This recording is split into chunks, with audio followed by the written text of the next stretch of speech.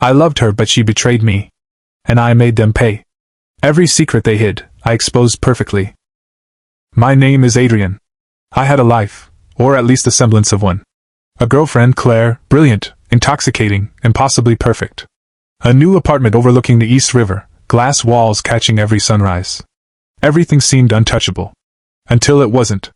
It started subtly, as all betrayals do. A missed call here, a vague excuse there. I thought I was paranoid. After all, I loved Claire. I trusted her. Until I found the first message on her phone. It wasn't meant for me. Can't wait to see you tonight. I know Adrian suspects nothing. The words burned. My stomach knotted. My hands shook as I scrolled through the rest. Dates, plans, whispered promises not meant for me. The person she was texting. I didn't know his name yet. But I would. I didn't confront her. I didn't scream. I didn't run. I watched. Every day became a game of observation. I followed her. I recorded. Photographs, messages, receipts. I learned where she went, who she met, the scent of his cologne she now preferred.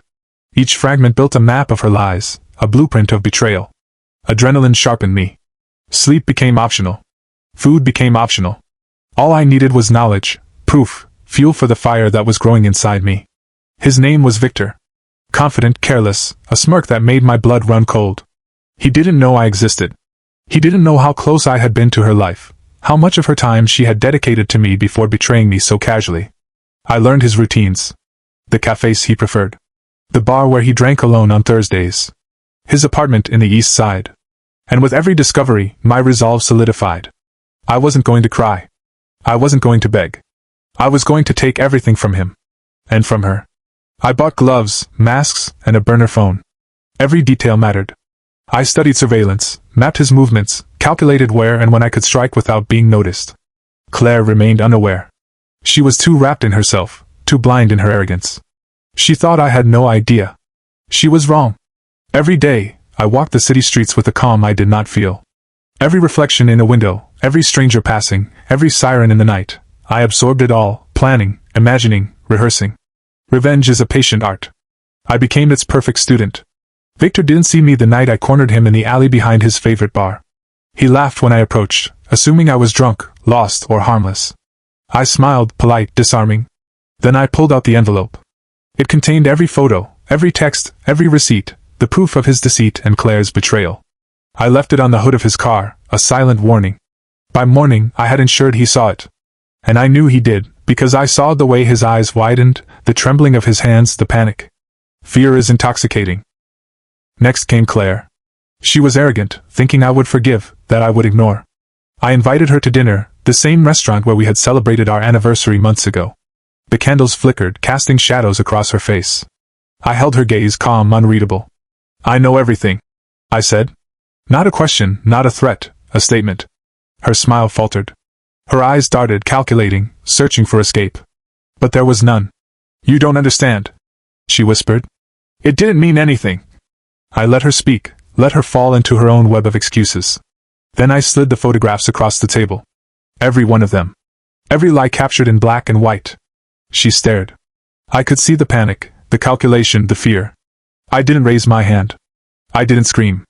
I didn't plead. I watched the unraveling. Claire crumpled, realizing her world had shifted.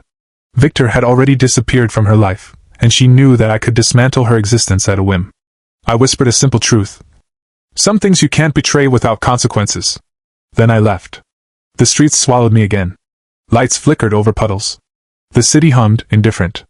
But I felt balanced. Complete. Weeks later, rumors swirled. Victor had fled the city, untraceable, his career ruined by anonymous leaks, financial sabotage, and carefully planted evidence. Claire's friends whispered, avoiding her gaze, wondering why she seemed smaller, colder, broken. I watched from a distance.